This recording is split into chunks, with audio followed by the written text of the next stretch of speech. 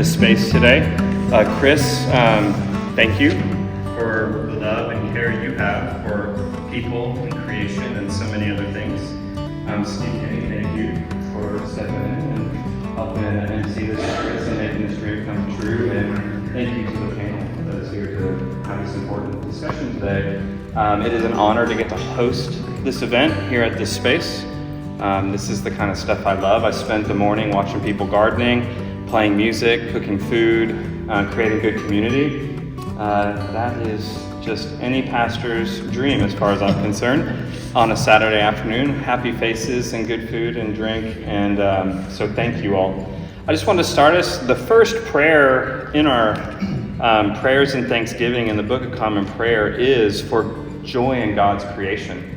So I'm just going to read that prayer, and I'm going to turn this mic over to Chris to introduce the panel. The Lord be with you. Let us pray. O Heavenly Father, who has filled the world with beauty, open our eyes to behold thy gracious hand in all thy works, that rejoicing in thy whole creation, we may learn to serve thee with gladness for the sake of him through whom all things were made, thy Son, Jesus Christ our Lord. Amen. Thank you all for being here.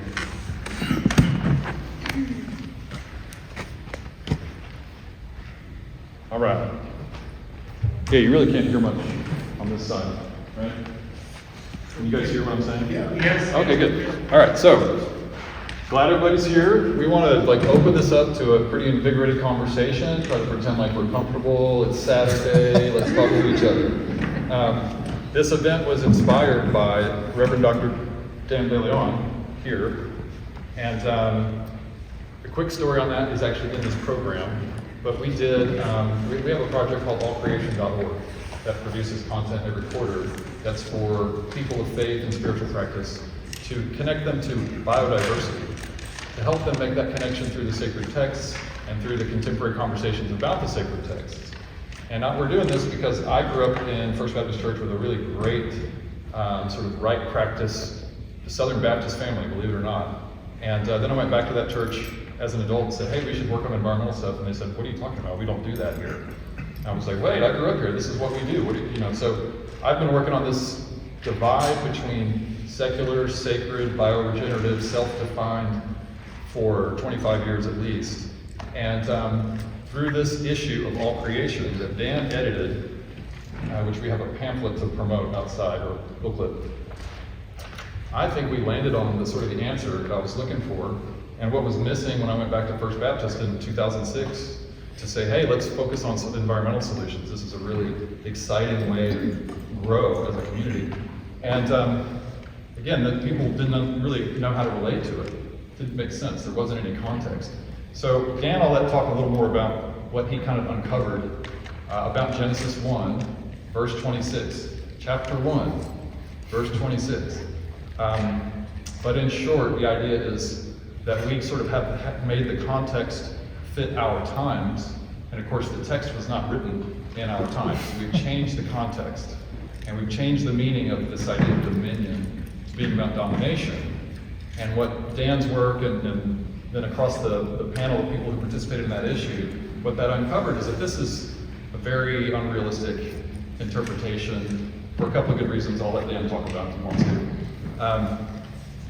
And then we had an issue of AllCreation in the summer that was about connections.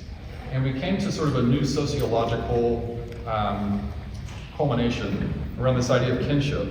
And so in Christian language, people talk about the kingdom of God, which means, a pyramid or a hierarchy or a triangle of domination and so forth. But the kingdom of God, kinship of all of us, is a new way, perhaps, or the old way, the original way, of thinking of our identities, what we are, who we are, how we relate to each other, how we care for each other, how we celebrate our differences, rather than this time where we're so amazed that we're not the same people, So, as a response to the, I think, media narrative culture that we live in, we're in a very digital age, post-COVID, post-phone, all this stuff. We've gotten into a position as a society, I think, where we don't really talk to each other. So the initial idea for this event was to get as many of the so-called conservative, liberal, whatever, self-defined people together as we could. And that was going pretty well, and then one of those people backed out. And now I think we basically have a bunch of people on the same page about how we should make the world a better place. But with that in mind, we still have an amazing panel here. We're going to begin with hearing each of these panelists talk about care from their faith perspective or spiritual practice perspective. We're short one panelist today. She had a last-minute conflict she didn't foresee. So that's Kinney St. James. She's still at a Day of the Dead parade in Central Austin right now. On this idea of care, there's so many things that we're not doing that we can do if we care more. For instance, the garden we have here. You know, this is really a place we go to practice care. Billy, who's not here, there he is, and Leisha, who's out in the garden right now, we sit in front of that garden most every Saturday for about the last year and just have coffee and watch the garden grow and feel that energy of rejuvenation, regeneration, and death to life, and life to death, and all these things that are happening so constantly in the real world, the bioregenerative world, our reality, the thing that we come from.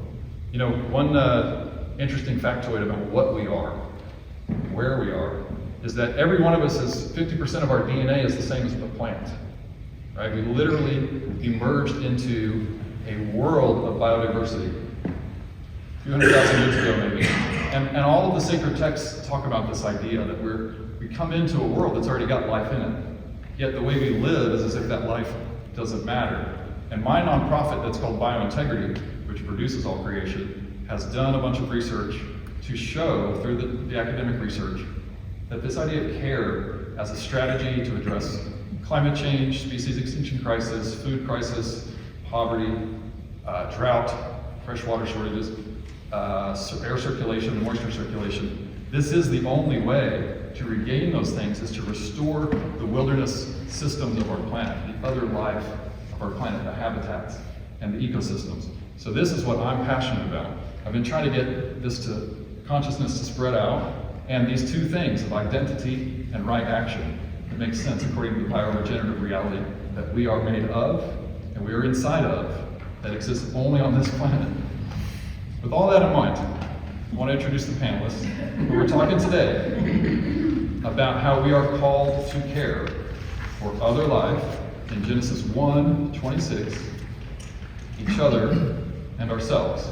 So from the Christian perspective, we have in Genesis 1:26 God saying, let them have dominion, meaning the human beings, and he lists all of the life on earth, everything that creeps, crawls, flies, and swims, right? And then Jesus says in the New Testament, love thy neighbor as thyself. You are holy, and so am I.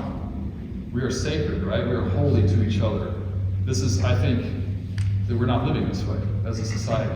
And by taking care seriously, by moving through people's traumas, people's depravities, by taking on these challenges of the divisions, the polarizations, through care, which is what each of these people has committed their lives to.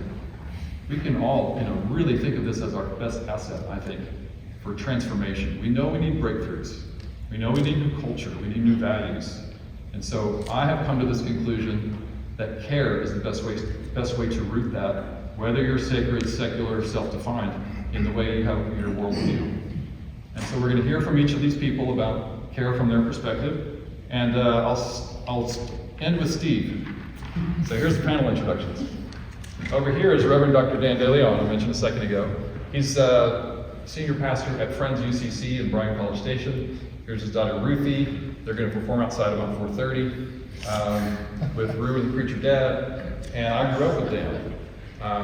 Dan is, I think, the most committed social justice advocate I know of. And I'm saying that with Erin Walter over here. Because, well, we're going to get another time. But this guy shows up and doesn't have to. Next to him is the Venerable Jue Ji, thank you. I just met her officially on Tuesday night, and she's one of the sweetest, most genuinely kind people I've ever met. She's she's the director at the Guan Shan Yun Temple. Is that for you? And it's the, if you go up 360, you see the beautiful construction out there, the beautiful temple out there, that's her place. And her congregation, that congregation is so much like a family, more than any congregation I've been in a long time. They really love each other, they really spend time together. Next to her is Reverend Jimi Calhoun, who's also a famous musician at an earlier time in his life, and still a legendary musician to people like me that are dyed-in-the-wool musicians. He doesn't, nobody likes to have themselves talk about this term really, but he's an incredible bass player in his earlier life, and then in the 90s, he became a pastor. He's written several books about his musical career and how these things interact. We had lunch on Wednesday, and it's just integrity. Everything is integrity. Jimmy is going to give you all real, and just like the bass playing, it's either moving or it's not.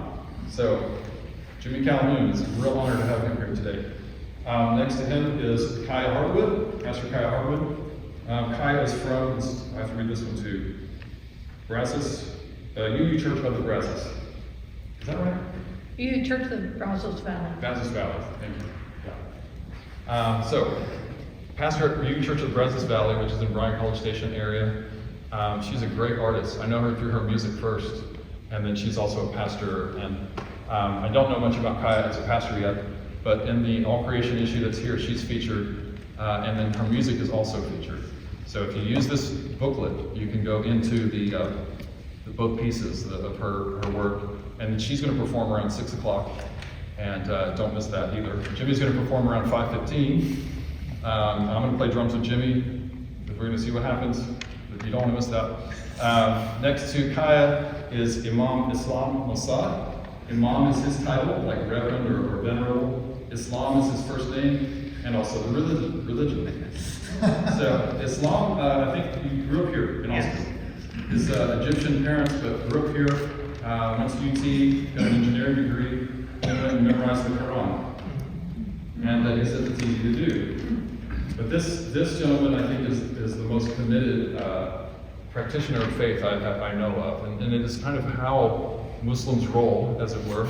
They really, really go day after day after day for their faith and their beliefs and this idea of care and being in relationship, which I think is the nexus of what care is about. It's not ideas.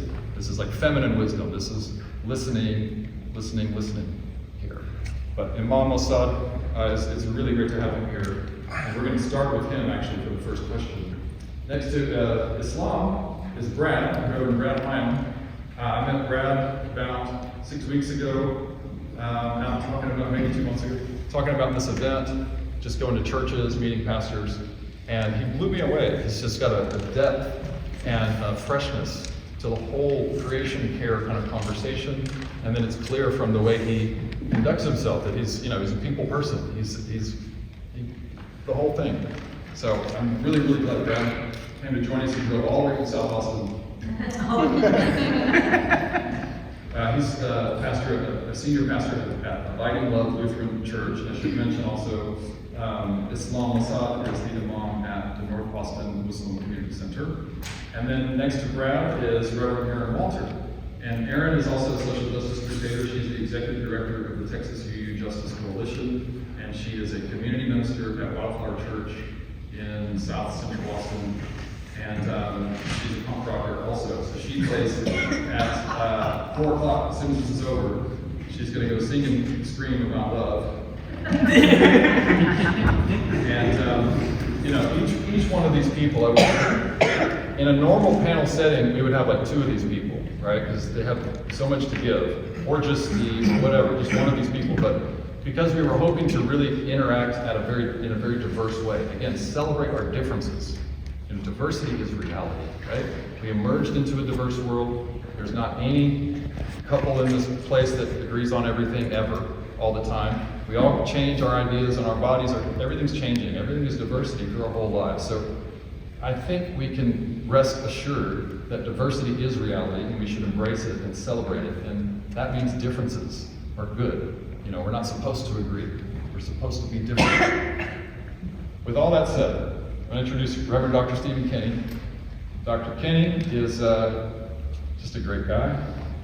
And he's I think you're the only one who calls me doctor. See what I mean? He's been a mentor to a bunch of us, actually, and a great example. And that's one of the reasons we want him to sort of run the panel. He had a project called the Porch Project for about 10 years. That was really kind of what this is about, what this event is about. We model a lot of things off of what Steve did. He was trying to create dialogue between the secular, sacred worlds, his whole career, I think. And so he was, for about 10 years, getting together at Schultz's Beer Garden and then doing like a Eucharist and a conversation and a benediction and beer and, you know, real life and sacred, like full identity. Who are you? Come on and be you. And interviewing an incredibly diverse population of people, from the chief of police to famous authors and all kinds of things. But he's going to run the panel. He's also recently retired from All Saints Episcopal and recently retired as the board president of Interfaith Action in Central Texas. So what we have is a darn tootin' very esteemed panel, but I'm like an informal musician-y type person, so we're going to try to work with both here. You probably get some really cogent, crisp and deep ideas, but we also want to be loose and just energized and be yourself, be honest, and be vulnerable, be angry, whatever, but share when the time comes. We're going to do this for about half an hour, and then we'll open up to the community conversation with the town hall and this microphone in the middle. And I think that's all I have to say. So thank you again for being here. Thank you, Billy, for hosting us in the Episcopal Church of the Resurrection. And here is Dr. Kinney. Yeah, right. Thanks, Chris. You know, I think we all are hyper aware. We're almost even, as they call it, triggered by the trauma of our current cultural and political and environmental consternation. There's a lot of pessimism. There's a lot of depression.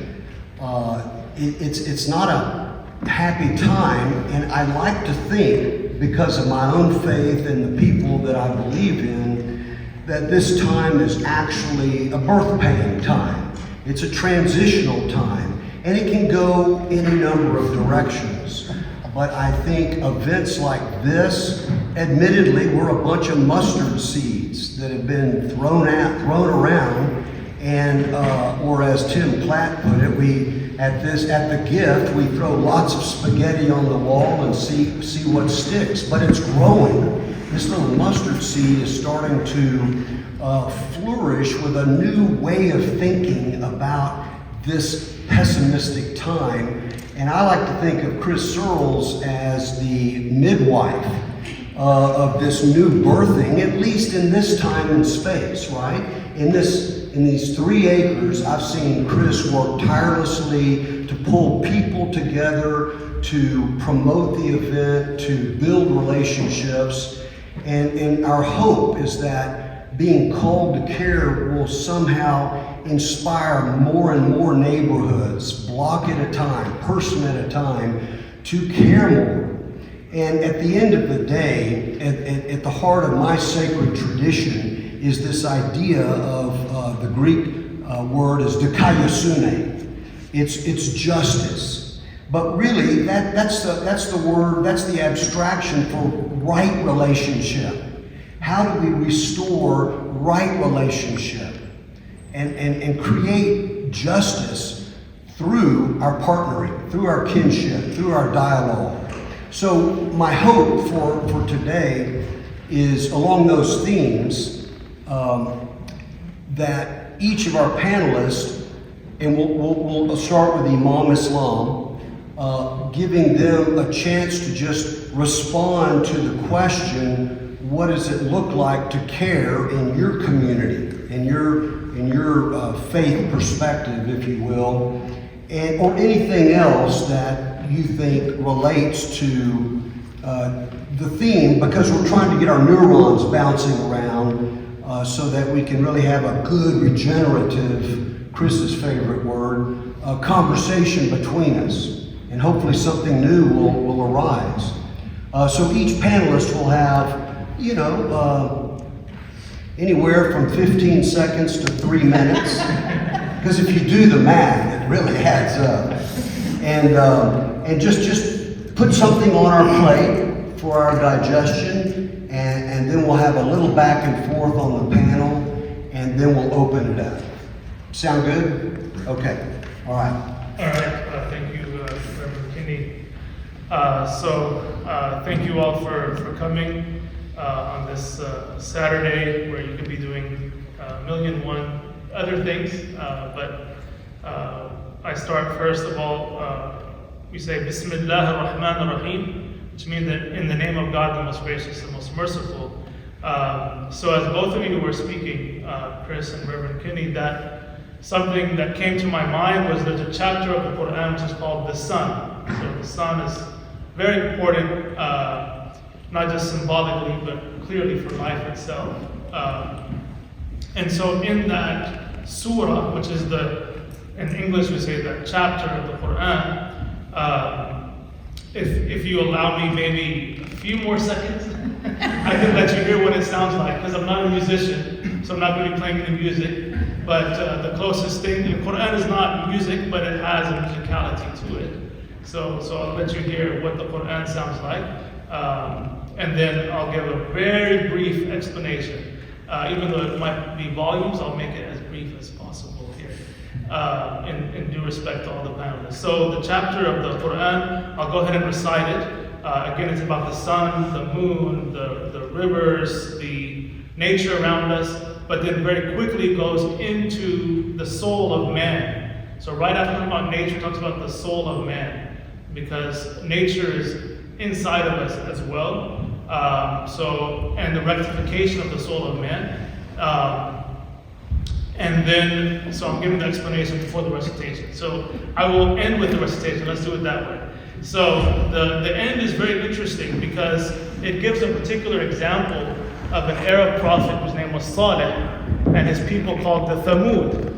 And the sign of that prophet was a miraculous she-camel which God sent to them as a sign that he was a true prophet. And he warned them, he said, do not touch this camel. So again, nature, in this case an animal that has been deemed sacred, that is not to be touched, he warned them about this. And they would have a day where they would drink from the wells, and then the next day they would allow the camel to drink from the wells, equally sharing the resource. But his people denied him and hamstrung the camel, and then they got the punishment of God on them. Don't worry, the next chapter, which we're not going to talk about, has a good ending. But how do you define good or bad? I mean, they hamstrung the she-camel of God, which they were warned not to do. Right? So that's the predicament. So I'll let you hear what it sounds like, just for a little bit of flavor here. أعوذ بالله من الشيطان الرجيم بسم الله الرحمن الرحيم والشمس وضحاها والقمر إذا تلاها والنهار إذا جلاها والليل إذا يغشاها والسماء وما بناها والأرض وما طحاها ونفس وما سواها فألهمها فجورها وتقواها قد أفلح من زكاها وقد خاب من دساها كذبت ثمود بتقواها إذ انبعث أشقاها فقال لهم رسول الله ناقة الله وسقياها فكذبوه فعقروها فدمدم عليهم ربهم بذنبهم فسواها ولا يخاف عقباها. So that is the chapter in the Holy Quran called the Sun.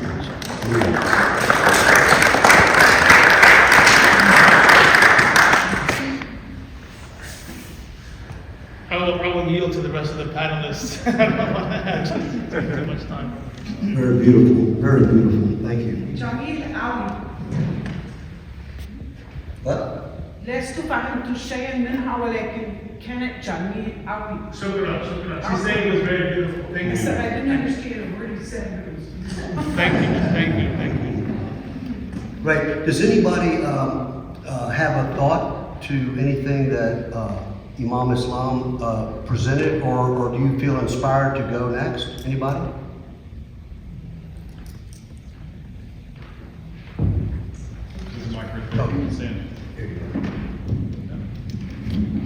Venerable Jue Ji, and I'm hoping that you will, not in competition with Imam Islam, but maybe more flavor with a Mandarin chant. When Imam was chanting, I was thinking about what would be an equivalent Chinese chanting for that. I was he is number one. You know, in this chapter 1 of the Genesis 26, it says, ask the question, how can you be and not be the center of the universe? Okay? So you can put in a lot of things now there in the parenthesis. And so I'm thinking of, before I tell you what I think, when I step on the platform and I see 2 vacant seats on the platform, and I'm thinking of, shall I sit in the center? Shall I sit at the end of the line? And I don't want to be the center of this panel. And then I don't want to be the first if Stephen asked me to talk. You're in a perfect spot. At first. And then when I come to this question, how can you be a panelist and not be the center of the universe? So wherever I sit, I will be the center of the universe. And so I think to myself, what would be a Buddhist language to say to be the center of the universe? It's not common in Buddhist language. We would say that instead of saying the center of the universe, it should be the master, okay? The master of something. So to be a master of a congregation, to be a master of yourself as an individual. So let me tell you a story in Buddha's time, that in a congregation, then the disciple of the Buddha asked the Buddha a question, what is the difference between an ordinary person and a sage, a holy person? So since we're talking about secular, and what is the opposite of secular? The sacred? The sacred, okay, thank you. And so what is the difference between these two? So, the reason why Buddha spent time, live his household life to practice, is to solve the problem of human suffering, okay? And then so he starts from the key word, suffering. He says that for an ordinary person, if in your physical body, you suffer, and that would affect your mind. So your mind would have depressed, you would have worry about your physical conditions. Well, if you are a sacred person, a sage, a well spiritually cultivated person, then even though physically you have pain, but mentally you don't have that. Okay? Do you like that? Yeah, you like that. Then come to the church, come to the temple, cultivate. Okay? That makes the difference between an ordinary person and a holy person. So he says that, the Buddha says that, so for you guys as my disciple, then I will tell you, you have to work hard. And that work hard in Buddhist language is right effort. Okay? Okay? And when you work hard, you cannot be sidetracked by beautiful women, okay? By handsome gentlemen, okay? By delicious food. Okay? You have to be mindful. So we call it right mindfulness. So with right efforts and right mindfulness, then you will walk on the right path, okay? That you cultivate and you can get rid of suffering. So if you do that, then you can be the master of yourself. So this is how I tell my congregation that if you want to help others, if you want to make this world a beautiful world to live in, then you have to know how to take care of yourself, be master of yourself. And with that, what we call the cultivation, the virtues that we cultivate, for example, patience, tolerance, compassion, are things that can help you in taking care of others.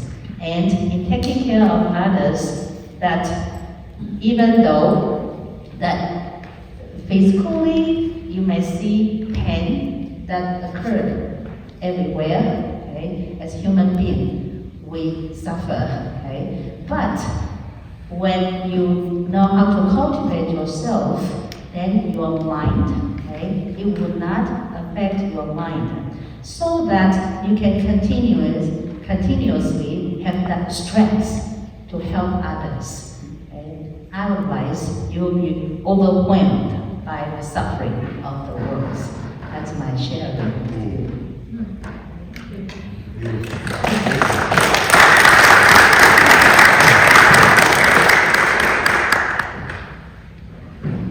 I was handed the mic, so I guess I go. So I do want to say I'm the Reverend Erin Walter, and thank you for having us, and thank you for being here. And when we started planning this, my job was a little different. So I'm in a new role as your neighbor. We're not too far away. I'm also on the interim ministry team at First Unitarian Universalist Church of Austin, which is at 47th and Grover. So in the spirit of neighborliness, I just bring greetings from that congregation today as well. Unitarian Universalism is a non-creedal faith. So I'm extremely blessed to be one of two on this panel today, so I don't have to pretend to speak for the beliefs of all you lose, because you'll have two different examples today. What we have are principles and sources, and among our foundational principles are the inherent worth and dignity of every person. So you don't have to earn that worthiness is a key for us. We are known as really active people, and so I wore my yellow Side with Love stole today because you may recognize us. If you go to the Capitol, we're often in these sort of gold yellow t-shirts that say Side with Love. But those actions that we're taking in our faith are not what make us worthy. We're doing it out of care for everyone, but we come from a place of inherent worthiness in our faith. And then another pillar is the interdependent web of all life. So I was a little embarrassed when Dan and I had the conversation at my house in Bastrop about dominionism, because I said, I don't know if I've ever said that word out loud before. It's not a part of, I grew up Unitarian Universalist, it's not a part of my faith language. So it was a new thing for me to wrestle with it. And to be honest, it's a new thing for me to wrestle with it with all of you. So thank you for the invitation. But what I would say is, while we don't talk about it that way, as a denomination that strives to be multicultural and anti-racist, we are also a white culture dominant denomination. And so whether we say we believe in dominance, our actions often show that we believe that about ourselves. Our actions. And so we're working on what right action means for us in this world. And so I would say, when I think about the call to care, I think about what it means to be accountable to others, and whom do I belong to? And so Dan is one of those people I belong to, and Kiya is one of those people I belong to, and Meg out here is someone I belong to. And I think about how my actions relate to those people that I belong to. And in the bigger scheme of things, I believe that we all belong to each other and that interdependence, and that goes for the earth. So I'm just looking forward to hearing from the rest of you and learning from you today. And listening is another piece of the way that we are committed to caring, because one of our sources is lived experience. So each of you carries with you truth, we believe. We say that divine spark is in all of you. So I'm looking forward to having even more sense of the divine by listening to all of your lived experiences today. Thank you.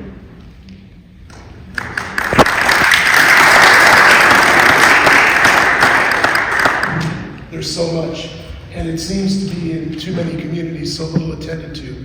A lot of what I've heard so far breaks down on this seeming dichotomy between orthodoxy and orthopraxis. There's right effort or orthopraxis that doesn't seem to get enough attention. And orthodoxy, right belief, we are all about that. And we as a Lutheran confessional tradition, creedal tradition, are exhausted in our writings and our pronouncements. And here on the eve of the celebration of the Reformation and all of that business, it almost seems a little heretical to talk about the book of James, but Luther had decided problems with that book because it seemed to contravene this idea that grace is the way by which God makes us right with God, which is entirely harmonic with James. There also is the idea that something comes out of that righteousness, that right belief, and it is right practice, it's right effort. James says that faith without works is dead. Tell me about your faith and I'll show you my faith by what I do. So there's a kinetic expressed element that comes into play there. And we hear this in Jesus' teaching. I was trying to think about a particular part of Judeo-Christian book that could address this well, and it's Jesus teaching about the sheep and the goats. Remember this in Matthew 25? There's this remarkable place where he teaches about the separation of those that seem to be pleasing to God and those that do not please God. And many traditions have attached to this as a way of deciding who gets in and who doesn't. There's always this sort of punching my ticket, making sure that there's a way for me to get my sorry self to paradise. And it seems to be absolutely contrary to what he's talking about. This is the place where he says, when you saw me hungry, you fed me. When you saw me naked, you clothed me. And the disciple, he goes through many of these. When I was in prison, you visited me. When I was sick, you ministered to me. And the disciples look at him and say, when did we see you sick or naked or hungry?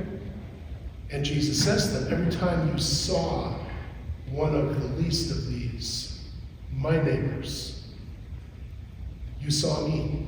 Every time you ministered to one of them, you ministered to me. And then he does the converse as well. And the ones that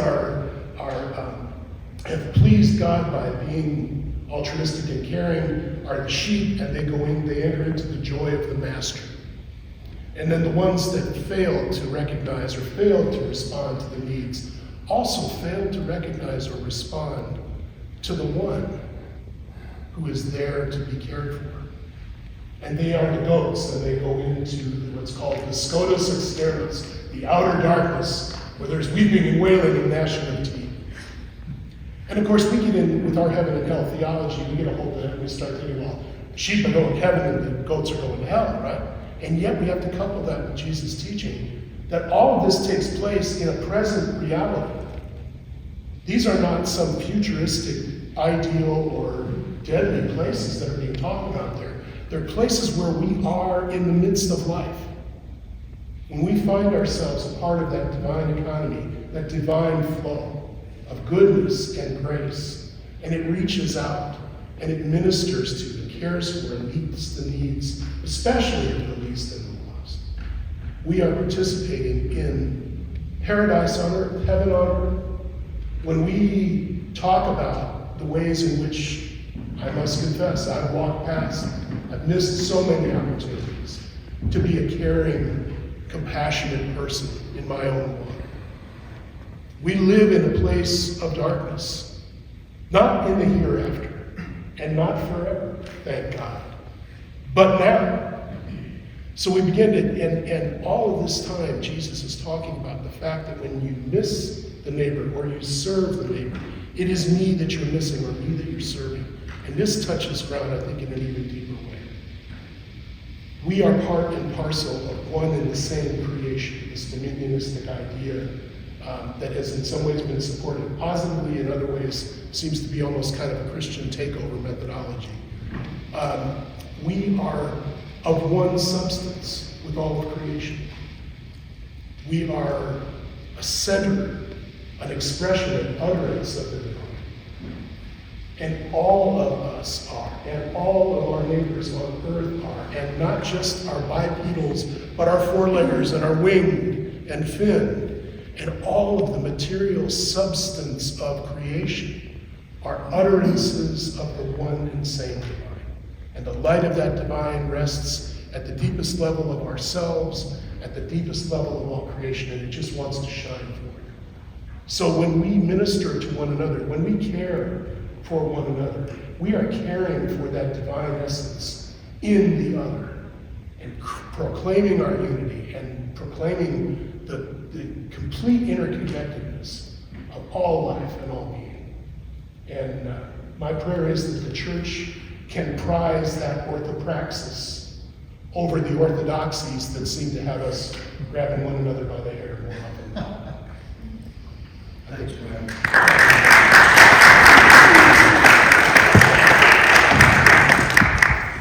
Well, I'd like to share a couple of thoughts, and one of which is some lyrics from a song that I recorded on my third album, and it said, basically, caring is sharing.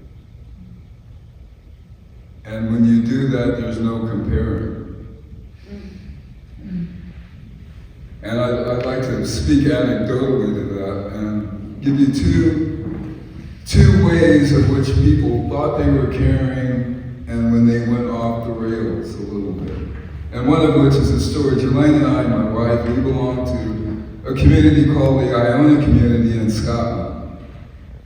And the premise there is, in work and worship, God is with you. So very much along the lines of what my brother just shared, it's about doing things. It's not about a lot of abstraction. Okay? So one of the fellows in the community, a couple went down to Ghana, and they were from Scotland, which at the time was the 8th richest country on the planet. The woman went down there, they were missionaries, they were going to spend, a considerable amount of time there. She was pregnant when they left Scotland. When they got to Ghana, she was ready to give birth. Well, the Ghanaian custom is when somebody has a new mouth to feed, the community chips in to give financially to take the load off of the family that had the kid. You see what I'm saying? So these people who had very little gave what they had to a couple who had infinitely more than them in terms of finances, to tell them that you're part of our community. And because you are a part of our community, we're going to treat you as though you are. That's very important. To be made to feel welcome. I've lived in the United States a considerable amount of time. And for the majority of that time, I've not always felt welcome every place I've gone. Think about that. Radical welcome is a very difficult thing to do. In the evangelical circles where I am ordained, we have this idea, we like to trumpet what it is we believe we're doing, even when our actions don't match what it is we say on Sunday mornings. And a good example of that is in the way races relate to each other. Just last week, another story that is the complete opposite of the one I just told. Whereas there is a large church in Virginia that we're aware of. It's predominantly white. There's a smattering of black people in the church. They decided they wanted to do something about racial reconciliation. And there was a white person that was spearheading it. So they got several books by black authors to give to the congregation to get them to read about what it meant to be black in America. They take him to the white pastor and he goes, oh, he found something wrong with every single book. Then he actually went on Amazon.com and found one by a white expert on racial reconciliation and said, that's the one we're reading. He cared, but he shared very little with the people he needed to be listening to.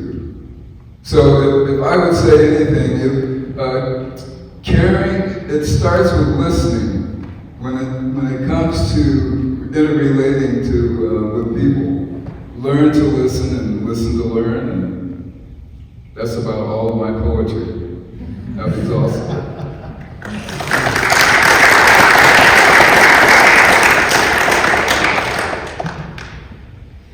It's hard to be in the middle. Well, the thing that I think would add to this conversation, perhaps, is what we have in common being all living in this culture. And one of the aspects of that really stands out as a Unitarian Universalist is our first principle, as Erin said, is the inherent worth and dignity of all people. But I want to expand that because we are all related. That's a Lakota statement. But we are all related, and I'm not just talking about the people with two legs or two arms. No matter what color you are, there are other species, and everything is connected in the web of existence. We're all related. But a lot of Americans, regardless of how you were raised, have settler's mind. And what I'm suggesting that we might consider is that science is not always right. And science leaves out a lot of things. We need a spiritual science. We need a combination. For example, the way the earth works, nobody knows. They tried to build a biosphere, doesn't work. Nobody is so advanced that they understand why everything in the whole of existence is connected. Just think about that for a second. So what I'm suggesting is we get a native instead of a settler mind, a more native mind. And I don't mean indigenous mind, although that's connected. I'm saying we need to be native to this place and assume perhaps that we don't know everything.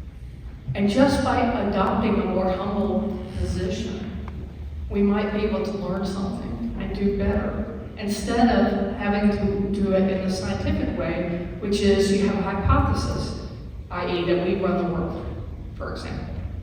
And then you have to prove it's not true to undo the damage that was done, and then come up with a new hypothesis that might be closer to the truth.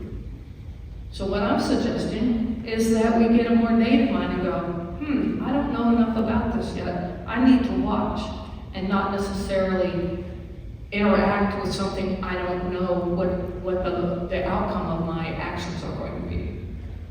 Does that make sense, or am I talking too weird? Yeah.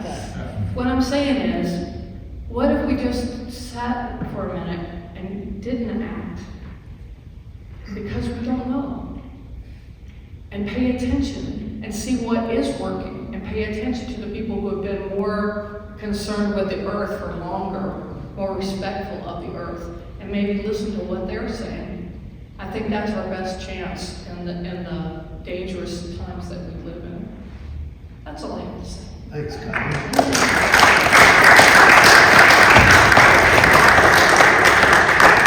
Thanks, Kylie. Before Dan closes the panel discussion, Dan, I've just been on the website with the interviews that you did for the Dominion topic, and so much of what I've heard here talks about our identity. You know, what mastering ourselves, subduing ourselves, I think is how in your interview with Wiersbe, he talked about subduing ourselves. So anything that, I want you to tie up any loose ends or as the editor of this subject, if you could just stir us up in a way that we can engage in a panel discussion. So just take your time and lay it out. Okay. I can try to do that, thanks. So getting back to the initial prompt and trying to move us forward from your, what does care mean to you from a faith perspective, and what does it mean to care for your community? So I am a pastor in the United Church of Christ, Baptist reared. I live at Bryan College Station, which is an entirely different culture from where we're sitting right now. And I'm thankful for all of that.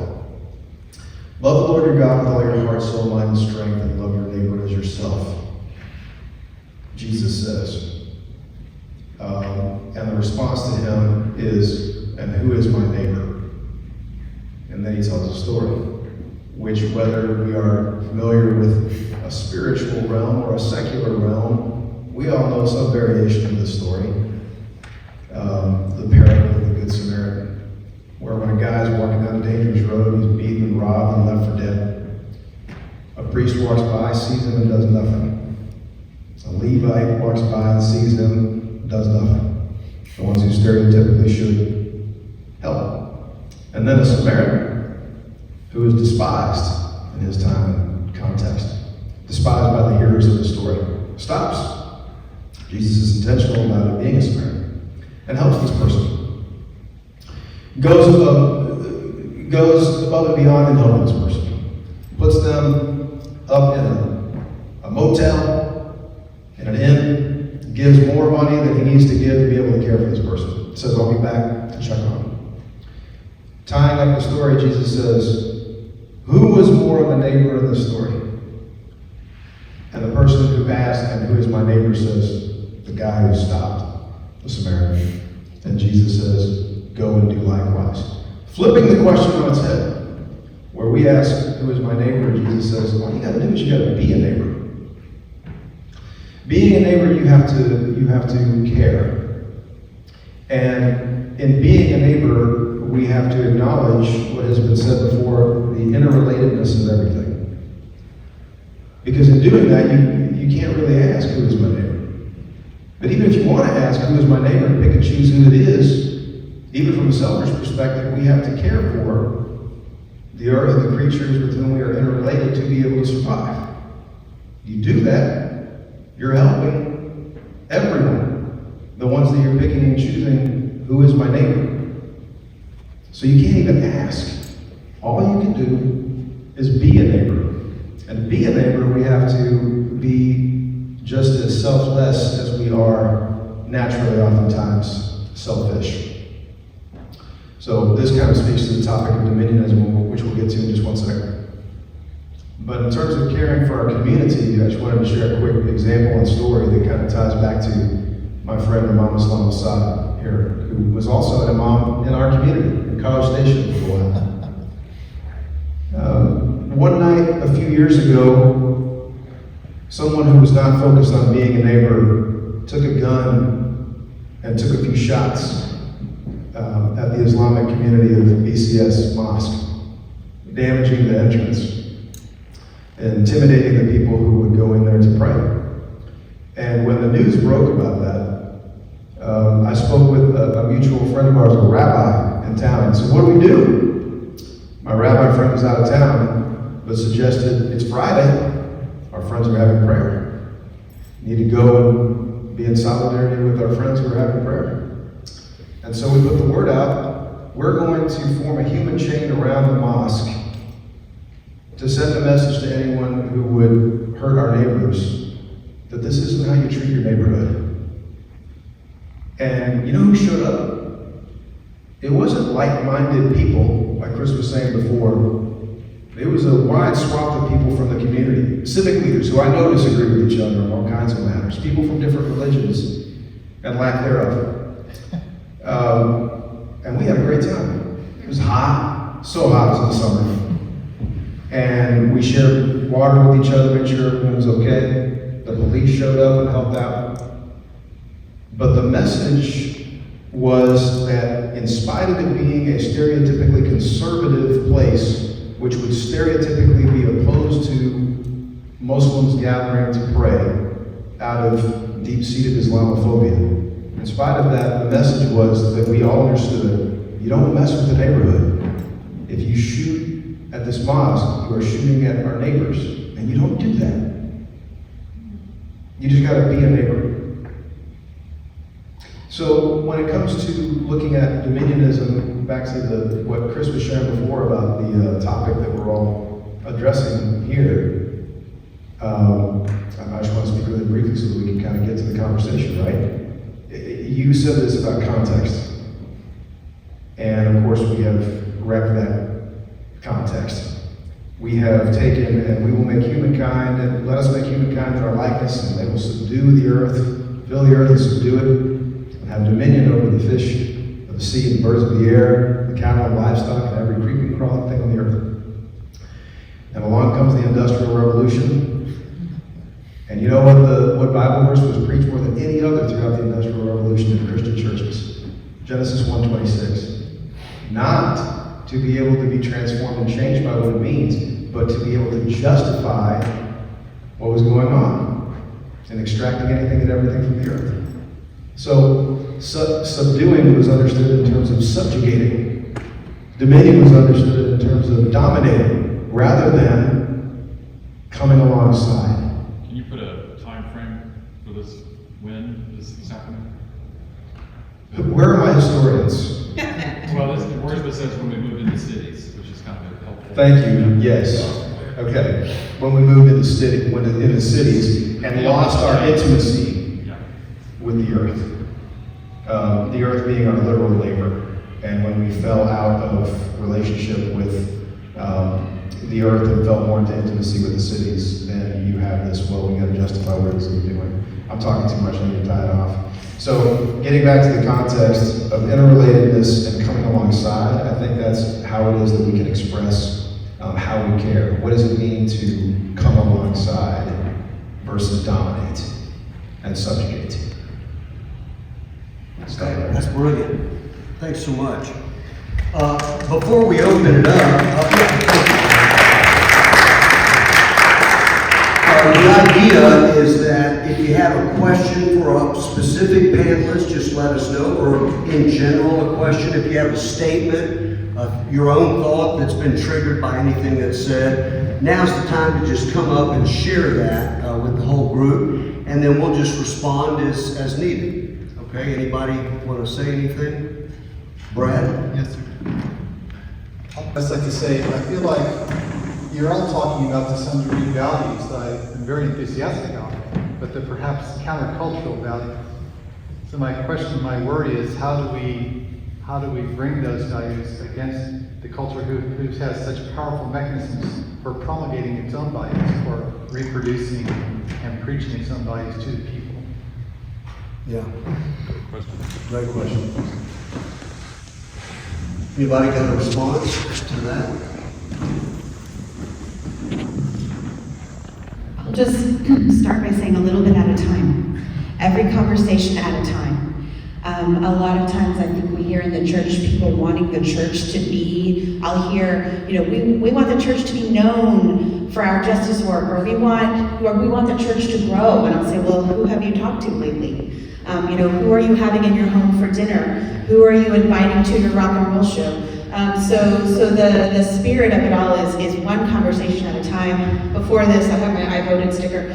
Before this, I was in a Get Out the Vote phone and text bank with the Poor People's Campaign. If you're not familiar with the Poor People's Campaign, I highly recommend looking them up, and they have an incredible Bible.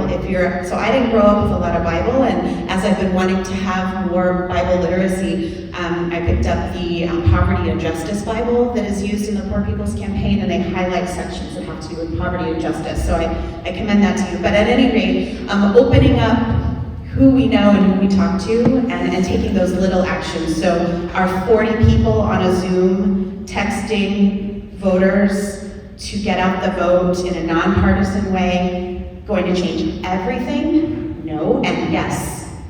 You know, every little faith action that we do, every conversation, and with our own people. We often want it to be that it's like someone else, but with our own families, our own people. That's my first thought. And Brad, I'll add to that where, like my son who's 23 years old, for him it's dire that he's very depressed about the powers that be and the hopelessness of what his generation is facing. And the word apocalypse comes to mind, right? The apocalypse is the Greek word for to reveal. And when everything falls down, what's left? And that's what I said in the beginning. This is a dire time for a lot of people. And I think politically and culturally, the consternation is so powerful that the greatest temptation is to be hopeless, right? But my hope is that this apocalyptic time, where systems are failing, where water is drying up. I think of Cape Town in 2015 when they went through their 3-year drought. Rich and poor had to suddenly, there's no water. So they literally had to come up with a community plan that was kind of a birth pain period that gave birth to, I think, a more caring. It may have moved the needle just a little bit, but just enough in Cape Town where they became more aware of how interdependent we are and how we really do have to care, or else, we're all, doomed. But we're not. Okay, thank you. Any other thoughts to that or any other questions? I'll speak. I'm here today because I am your neighbor. You're in my neighborhood. I saw a flyer at Torchy's Taco. I went on the internet, I looked at it, and I said, okay, I want to go hear what they're talking about. And I do think these are apocalyptic times, but as our mom said, I don't personally label it as good or bad. If it is the end, well, at least I'm getting to see it and live it, and I'm alive for it. If it's the end, if it's good or bad, that's not for me to judge. But the Buddhist sister spoke about, my purpose is to be here now, is to be present with the people I'm around right now, right here. But what came to my mind when you were talking is, for the past 30 years, I haven't owned an automobile. And I think automobiles are gonna destroy the earth. I think it was over 110 last summer, and I was out on my bicycle, and that really, really sucked. But all these cars were out there, and people were still in them. And maybe somebody else came on their bicycle today, I don't know. But I saw mine was the only one. And what you said, I forget the exact words, but something about the Christian hierarchical takedown. Those weren't your words, but it was kind of what you're talking about, the white male supremacy that has brought us to this position we're in today, and we're all living it. But here's what I really wanted to say. When I'm on my bicycle, or when I'm a pedestrian, I always have the attitude, I'm going to give the people in cars the chance to be courteous. That's my gift to them, is that they can choose to be courteous. They can choose to stop at the stop sign and not terrorize me as I'm trying to walk across the street. And when cars are courteous and so much of the time they are. People are so courteous out there. And when they are, I'll look at them and I'll go like that. I'll give them the love back. I'll give them a blessing. And so I really feel like I am a part of my community because I'm interacting with it. When I'm on my bike or I'm walking and I see someone walking, or I live near the School for the Blind, and sometimes they'll be in the state property just walking in a circle because they can't figure out how to get out. And I'll go ask, can I assist? And if I see someone on a bike or walking and they look like they need some help, I'll ask, can I assist? And people do that to me too. So it is neighborly. It is about being a neighbor. I like the way you said that. Thank you.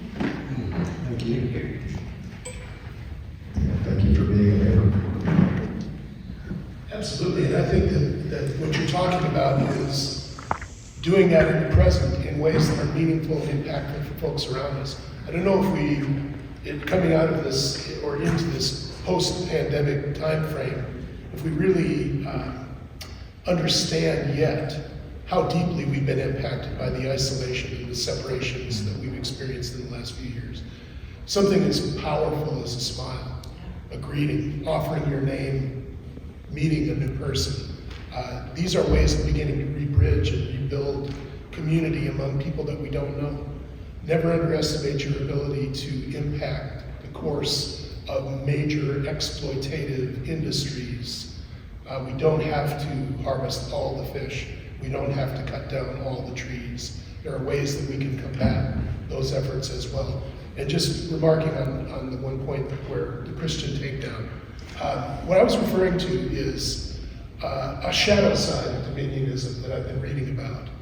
And this is an entirely different take on the idea of this being a stewardship or a caring for creation invitation.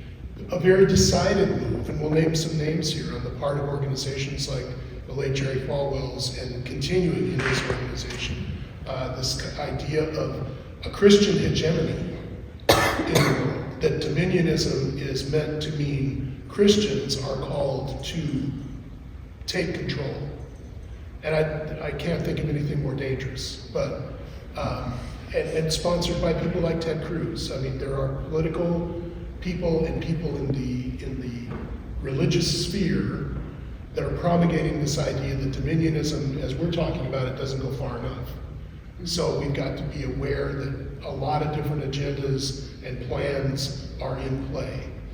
And at the same time, be reaching out in grace and love to a world in need. Thank you both for those comments. Very interesting. I actually want to go back to the word that Dan used about subdue. I think subdue is really a trigger word. And when they talk about, in trauma, there's certain things that can trigger, this recollection of what so for native peoples, for the people of Africa, the Middle East, of India, who were dominated by Western imperialism and colonialism, the word subdue is a trigger word. And I think if we look at the alternative language, which is to shepherd, which is to love, to care, as we're using today, and then the very powerful word in Arabic we say Rabb, which some people translate as Lord, but Rabb is more of one who cultivates. And so this is why the idea of the garden. So God as a gardener cultivating us. And even when it comes to the self, to say I'm going to subdue myself, there's a potential for violence as well. And so the word of the Quran says the one who is successful is the one who grows himself. So growing includes pruning and trimming back, cutting back things, but also allowing to grow. And so I think we just really have to change the language to answer the question of how do we go, is this radical change of language starting within ourselves, within our families, in our communities. I share the love as well with you. So, thank you.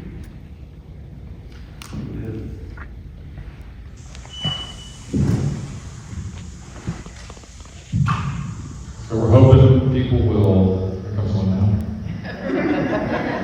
come up to the mic and share their questions and thoughts. I'm struck with this dominionism movement that's happening with Ted Cruz and all them, about how little they read their Bible, and how many verses in the Christian scriptures, and I think in the Jewish scriptures, and it sounds like also in the Quran, talk about whoever wants to be first must be the servant of all. Whoever wants to be first must be last. Whoever wants to be over other people has to minister to everybody. And I remember in the 90s there was some kind of green revolution in the evangelical movement where they talked about this for 5 minutes, about how they needed to be the servant of creation. But that's gone now. And I would love to see it come back. And I'm glad y'all are preaching this in your churches.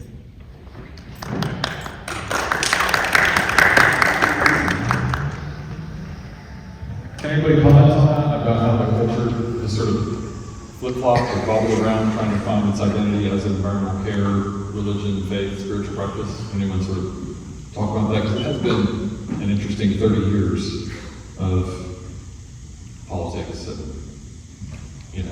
this is real. Oh, no, we don't care about this. And, like she was saying, the evangelicals at one point were kind of excited about environmental care, and then it turned into a much larger, longer project.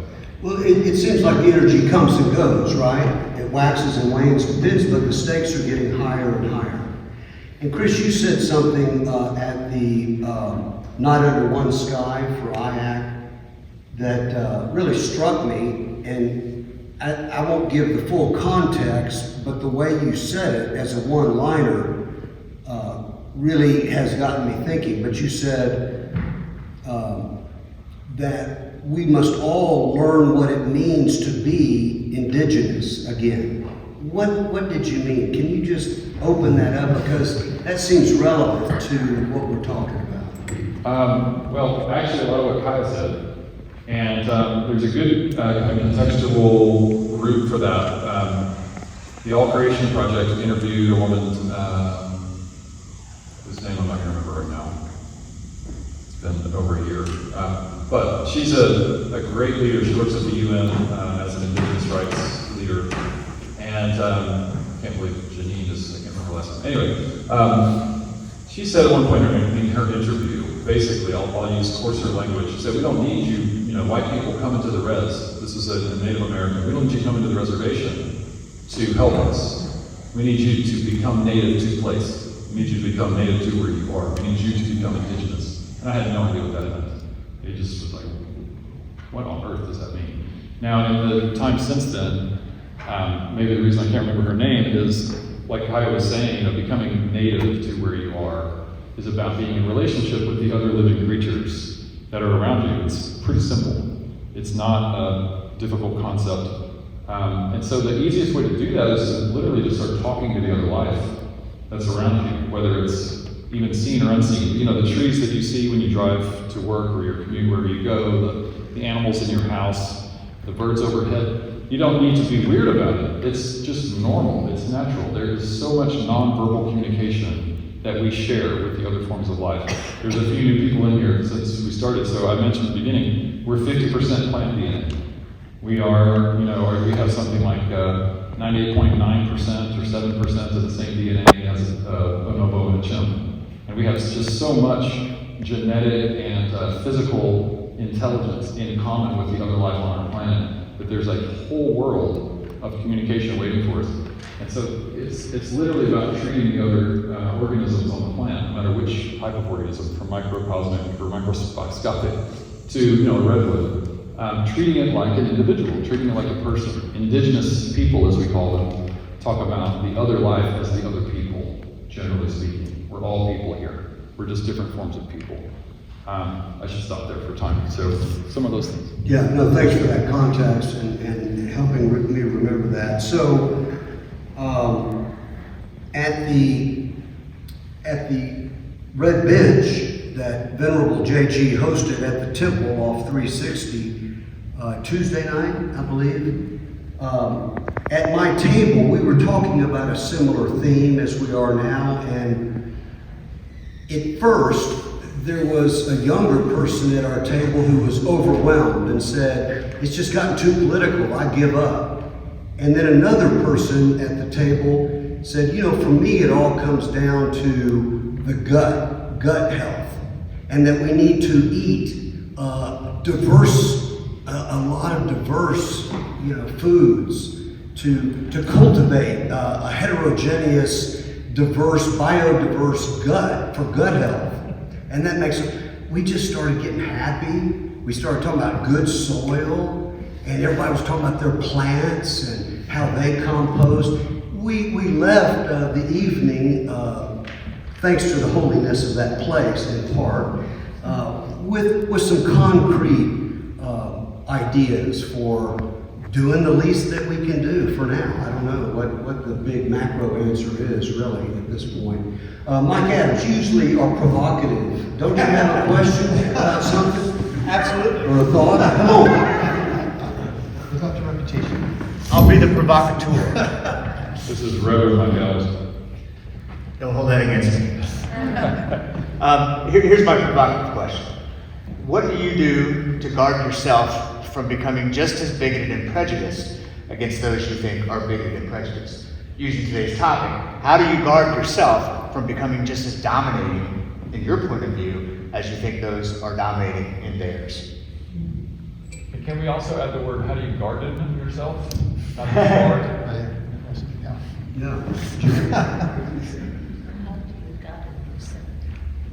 So how do we keep ourselves from otherizing, in our effort to care and be the ones who care and are called to care out of our own sacred communities? How do we, I think that's right, Mike, how do we not otherize or be better than or fall into that same self-righteous trap?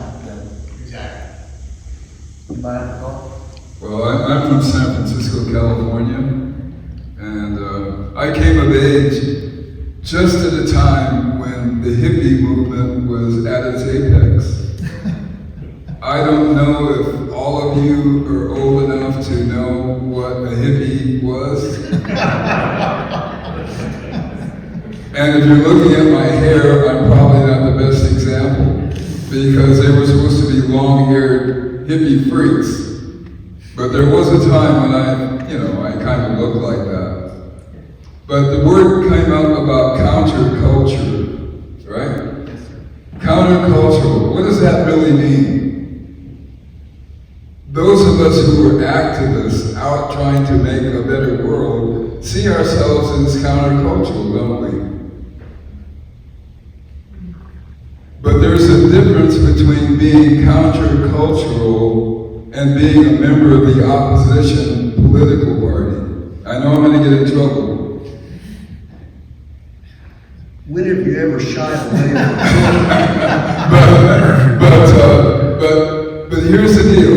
Being countercultural is going against the assumption, the prevailing assumption of the day, and saying we can do better than that.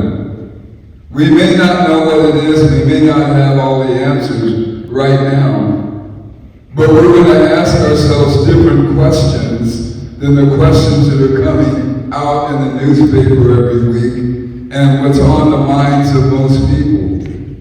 I mean, changing the world doesn't mean trying to convince the world to be something, minorly different than it already is, to repaint the world, to reframe what's already happening. Changing the world means changing the world. How can we have a better world when we're not willing to look for new ways of doing things? I read a story in preparation for my new book, and it was about a Jain priest. And the Jain was due to go have the coming out party, the ordination service, for lack of a better term. And she lived a considerable amount of miles from the village where she needed to be. She had 2 roads which she could travel. She chose one road that was actually longer because she knew the other road had more animals and more bugs and more things that she would have to step on on the way to being ordained. That means that she took into consideration the care for something or someone else above her own comfort before she even engaged in doing something. That's countercultural. That's counter, our culture doesn't think that way at all. I mean, even when we get ready to be an activist, we want to do things that make us feel good. We want to do our part and say, I'll read 4 books on how not to be a racist, and I'll do my part. And then when I get to work on Monday, I'll just live as I always have lived, without caring. And I would say one other thing, and part of our ministry, part of my work, involves the disability community. And I've been at it 11 years. And we go every week. I'm in one of the facilities around Austin. My wife is on the board at the State Center here for 6 years. And we've advocated at different churches and tried to get people to be more sensitive to the needs of what are called the special needs community. And you know, there was only one time in that entire, in my entire time on the board, that we've gone to a clergy and said, well, have you considered how you could reconfigure your service, or how you could reconfigure your building, or to the needs of the 8 or 9 people out of the 210 that cared? And I'll tell you the story. One time we were having a meeting in this Episcopal church down on 27th Street, and one of the people showed up in a wheelchair that was too wide to get in the bathroom. So they went and found a guy named Marvin, and Marvin took him down to the student center, thinking there's another bathroom there. We'll try to find we'll go to each location and try to find a restroom to accommodate this person. Didn't find it, wasn't there. So the rector at the time found out about it. And within a year, the project started to widen the bathrooms, the existing bathrooms in this, I don't know how old the building is. I guess I can ask him because the rector said it right. 120 years. However old it was. But I mean, that's the type of caring that when you start with the other person in mind, that's where you begin. It's not reactionary, it's proactive. How am I going to affect, how are my actions going to affect the next person down the road? That's countercultural in our American, what's in it for me culture. And I'm done. Thanks, Jim.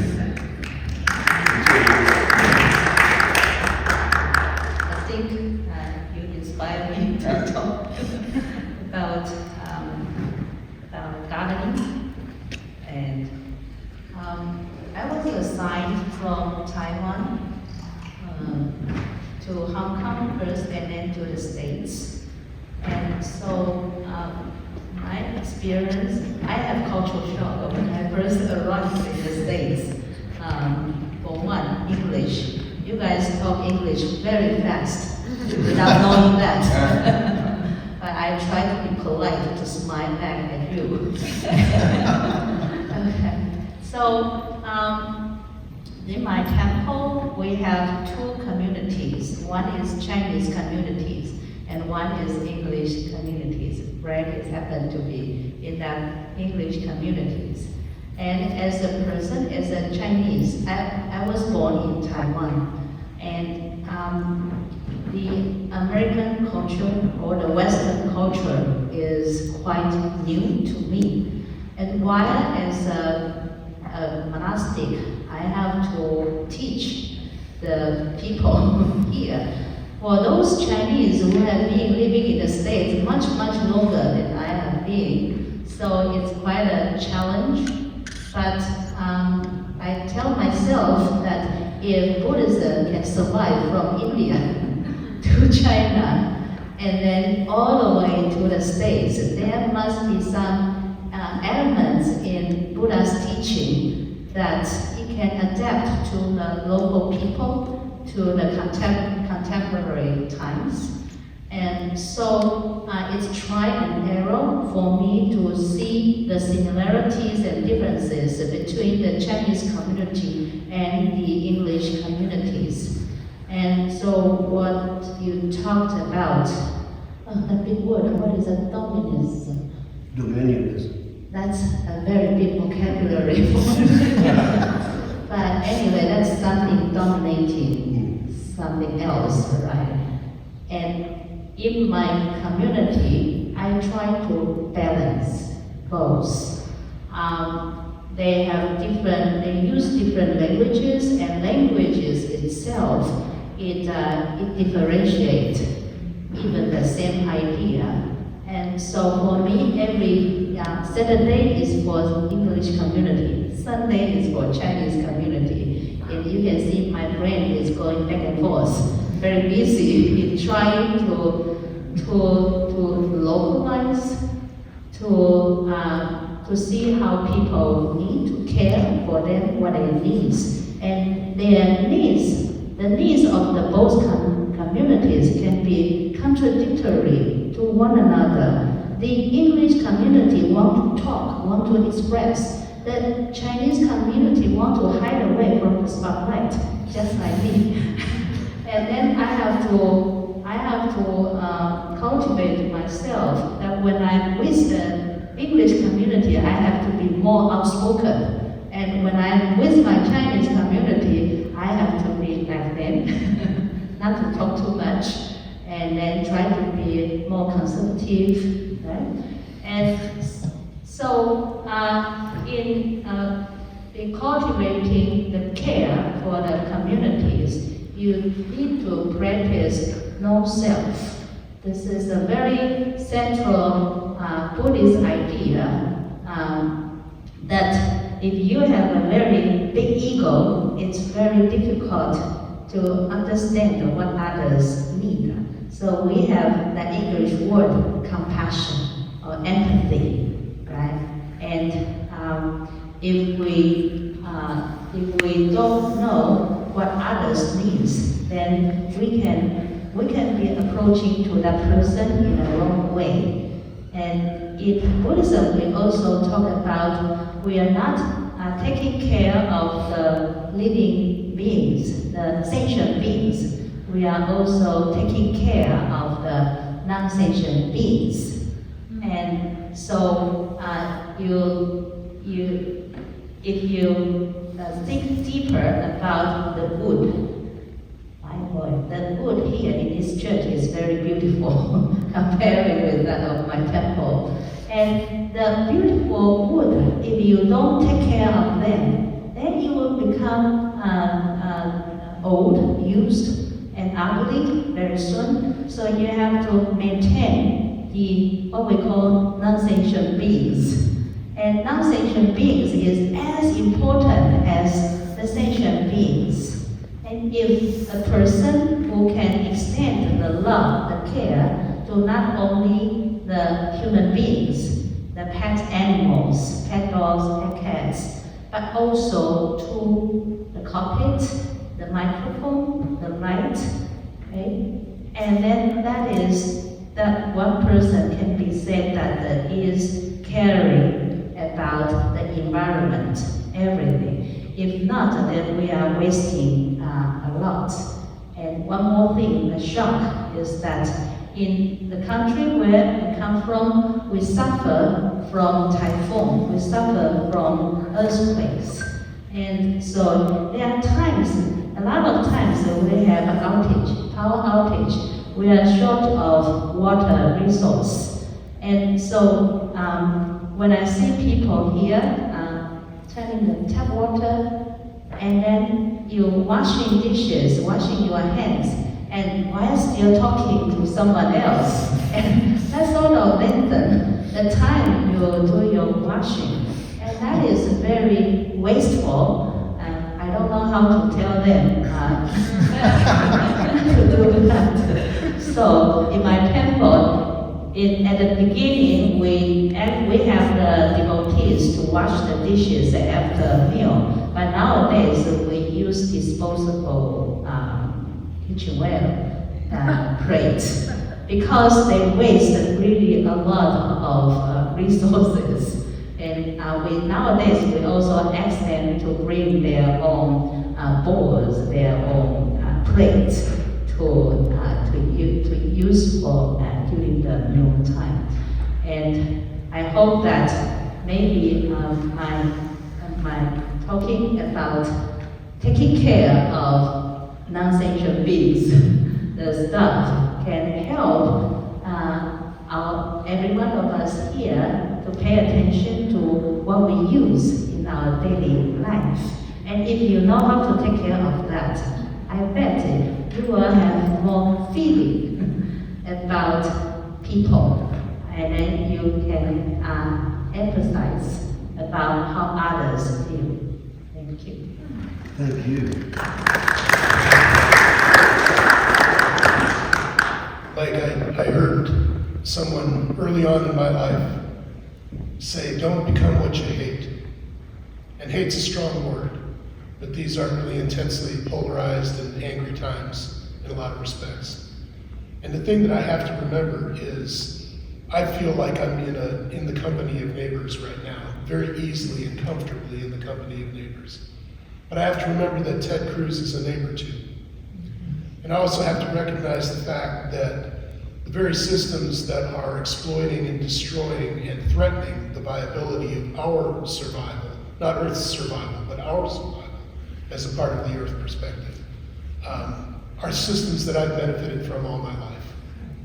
And that somewhere along the line, I won the cosmic lottery of being born a white male in 20th century America. And I don't walk around flogging myself for that because it's a part of who I am.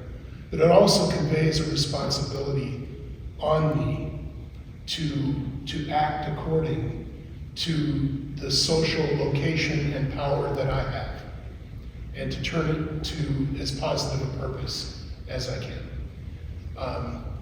I was looking up some words I didn't know. I thought we might have had a rabbi with us today, and I'm sketching out my Hebrew, but this dominion word that we're talking about in Hebrew is radah. And I think I'm saying that correctly. And it talks about the relationship between a master and slave, between a superintendent and workers, between the head of a household and members of the household. So there's a lot of different ways that dominion takes place. But it also has the added component in the definition that dominion is to be exercised in accordance with the one who grants the authority. So your dominion, or my dominion, or someone's dominion in a situation is intended to exemplify who is the grantor of that authority. And clearly in this Hebrew text, God is the one that's granting that authority. So that dominion is to be exercised in accordance with the character and nature and essence of the grantor of the authority. And another word that keeps coming up to me is kind of ironic. We've been talking about a radical movement, Brad. And the word radical, the Latin root radix means root. A radical is that root that takes off to find water, nutrition, whatever it is. And our challenge as radicals is to reroot. I think we have become torn up by the roots in some ways by moving from a more closely connected, earth-centric world to a paved environment in urban centers where 65% of us are now. So rerouting is an invitation to us in this whole perspective as well. Thanks so much, Brad. Y'all, we have 5-10 minutes, so let's have another question out here, but also Kiya, do you have anything you'd like to follow up with? You gave that great opening statement, but after all that you've heard? Just to his comment, I would say if you aren't thinking all the time, I could be wrong, then chances are you're being too self-righteous. Then chances are you're being self-righteous. Gotcha, thank you. I mean, if you want to avoid that, I would say hold on to that. I could be wrong, and then do the Maya Angelou thing of when you learn better, do better. Can I add something? Of course, yeah. Bismillah. So, a lot of things coming into my mind, but this is an exercise in discipline, and usually, you know, I'm by myself speaking, so this is like, okay, it's coming down. But a lot of things have been coming. Good. So, one of them is in the story of the Quran. There's King Solomon, and the king of the Israelites, son of David, peace be upon both of them. And he is, you might see it as he's trying to subdue the Queen of Sheba and her kingdom. But it's very interesting in the story, she very cleverly articulates what she has done when she understands the truth, because she was worshiping the sun instead of the God of the sun in that story. So she says, I have surrendered. The word that she uses, aslamtu, which is the same word for Islam, which is submission to God, not submission to any man or woman, but to God himself, that all the rest of creation is also in submission to him. There's a verse of Quran that says the sun is bowing to him, the moon is bowing to him, the plants are bowing to him. It says, and many people are, and many people have something else, so we're not going to get into that. But she says, I have surrendered. She didn't say I have surrendered to Solomon. She said, I have surrendered along with Solomon to Allah, which is the word in Arabic for God, the Lord of all of the worlds. And so I think that's the answer, is the Prophet Muhammad, peace be upon him, said that God has inspired upon me, and tawada'u, be humble. Fala, so then I'm assuming God speak Arabic. There's one who was speaking Arabic earlier, but says that so that nobody will offend another or transgress against another, and no one will feel superior to another. So we've inherited this whole system of empires, whether it was the Roman Empire, and this is very meaningful that we're in this church, you know, when we talk about the Roman Empire and so on. But also the Muslims had their own empires. So it's not like we want to go Roman Empire, Ottoman Empire, and go back into the same cycle. We need to just all be together, humble, from our perspective, submitting only to God, not to ourselves, not to our egotistical projections of thinking that we're speaking in the name of God, and it's something else. And the last thing I want to mention from a conversation with Chris, and also about sentient and non-sentient beings. Prophet Muhammad, peace upon him, he said, talk to the trees and talk. There was a mountain outside of his city, it's called Uhud. He said the mountain of Uhud is a mountain that we love, and it loves us.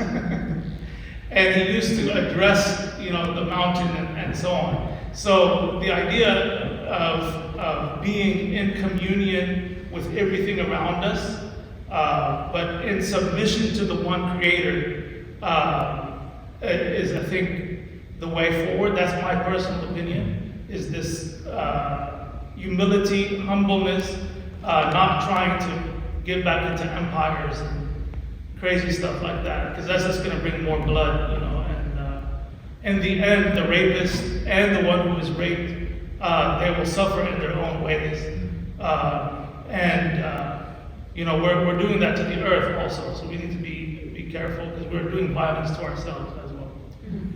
Thank you. Now, Dan, I'm going to ask you to close out the panel if you have any last thoughts. But before we do, any burning questions or thoughts that you can bring into the light of day?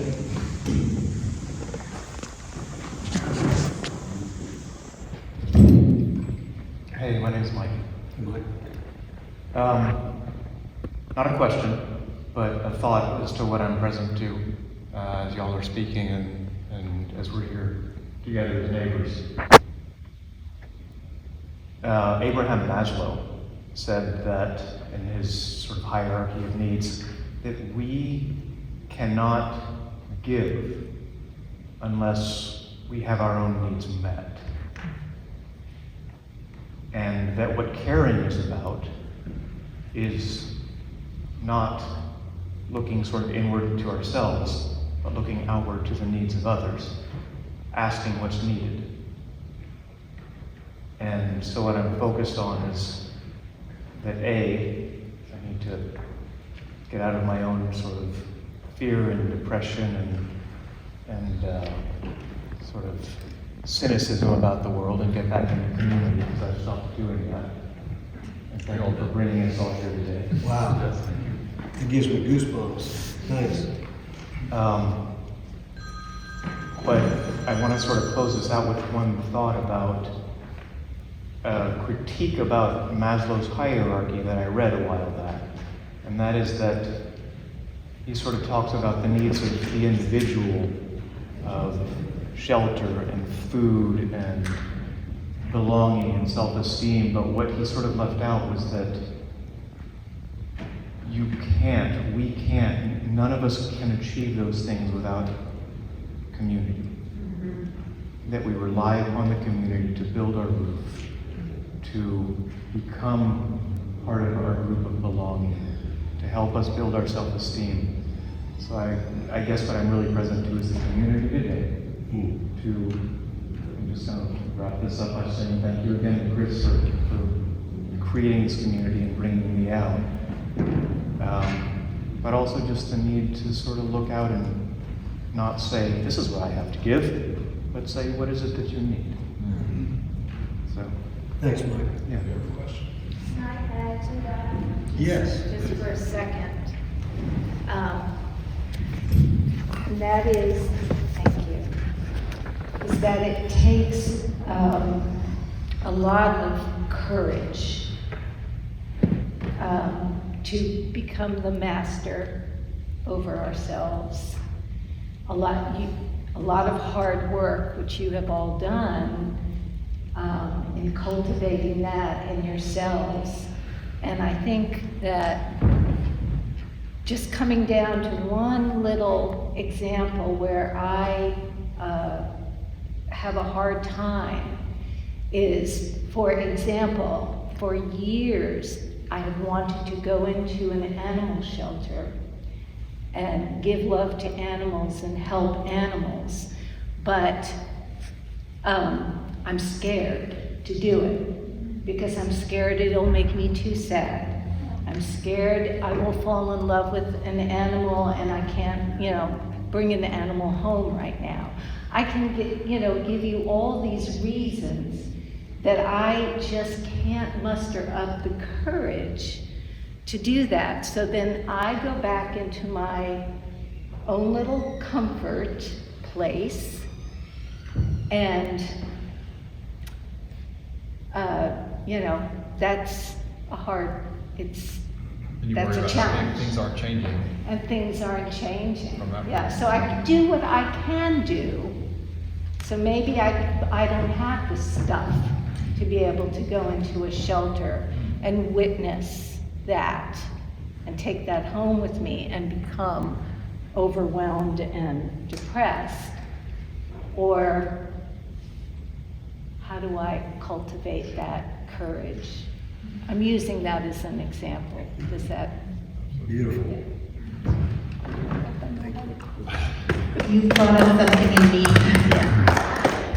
I just wanted to share. So I was always known as someone who would never have a pet, but especially not a dog. And one of those many, many people who became a dog person in the pandemic. My dog has changed my life for the better. But I just wanted to say that, I keep picturing the beginning of the pandemic, which was full of such grief for me. I lost my job, I lost playing with my bands, my kids weren't in school, we had lost so much going to church. And yet I have this beautiful memory of laying in the grass on my yard when there was nothing else to do, and 2 raccoons were on a date. They were just walking down the street in my neighborhood, and everything was alive, and you could hear the earth in ways in my neighborhood, which is the neighborhood I grew up in. I feel really deeply about neighborhood and roots. You could hear the earth in ways I had never heard it before. And I knew the animals in my neighborhood in ways I never had before. And everybody knows I do too much, and today is a perfect example. Too much is going on. But I'm carrying around with me this book in the hope that I get it by osmosis. It's called Rest is Resistance, a manifesto from the NAP ministry. Look up the NAP ministry if you don't know it. But I just wanted to say that this is a time where we have an opportunity, it's an opportunity in myself, to ask myself, where can I do less? Where can I rest and listen and fortify my spirit in relationship to the earth? Because the earth was alive when we were doing less. It was thriving. Our animals were thriving. And so now we're at that moment after 2.5 years where we're looking, our churches are looking at, well, what activities are we gonna do again? And maybe what things didn't really serve us? And what things are we gonna do in our businesses, in our corporate lives, those of us who work in the corporate world, and where are we can we say no? So we're at a very special moment, I think, in our relationship to all things, where we can ask ourselves how we might make more room for the earth to thrive. Amen. Thank you. Okay, Dan, you got any last thoughts? And we'll close it up. I'm the only thing standing who's been doing great music, so I'll try to wrap this up. I just want to affirm what everyone has shared, both up here on this panel and in the congregation. This has been a really good conversation. And I'm encouraged by those that will follow after this. Countercultural. I'm really glad that came up. One of the other things, just kind of bringing it full circle with the parable that I brought up before about the Samaritan that stopped to help. Reverend Dr. Martin Luther King Jr. had a sermon on that parable that always is in my mind when I think about it, where he posed the question, where the priest and the Levite who passed by asked, if I stop and help this person, what's going to happen to me? Because the road's dangerous. Whereas the Samaritan stopped and looked at him and said, if I don't stop and help this person, what will happen to him? And that kind of gets to the question that was asked earlier about how do we garden for ourselves in order to, foster a relationship with people that we differ with, is to create a community like this, community events like this, whether it's something this big or a simple coffee invitation, where people that you differ with can be in a relationship with you, and you can, the way that you get that to happen is by asking the question, if I don't do this, what will happen to them?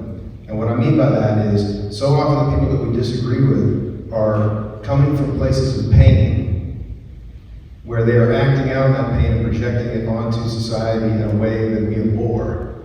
But if we avoid their pain, it will simply fester and get worse. And so, by asking that fundamental question, what will happen to them, we get together and have a conversation. Step 2 is in having these conversations with each other across our differences. We change the narrative away from the polarized theological questions that keep us divided in asking, what will happen to them, a person that I differ with? What will happen to the person who uses a wheelchair when they find a bathroom that isn't wide enough for the entryway for them to get into it?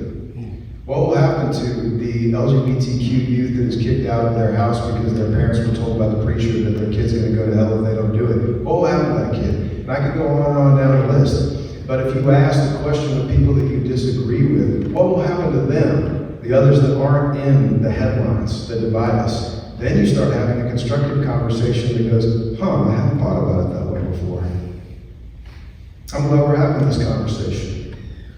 So I'm encouraged, and I think that the more we ask, if I don't help, what will happen to them? Then that becomes, what will happen to us? That's good. Yeah. So thank you. Thank you, Dan. Perfect. Thanks for summing that up. Chris, we love you. Thanks for pulling all of us together.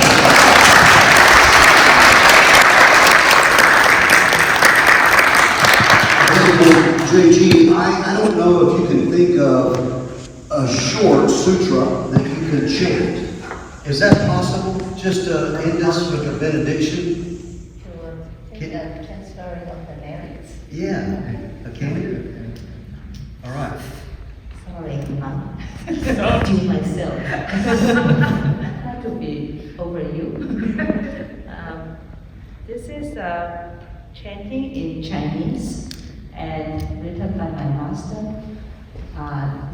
It's about saying that we want to make vows to develop our compassion, our kindness, and then also we want to share our joy with all beings. Okay.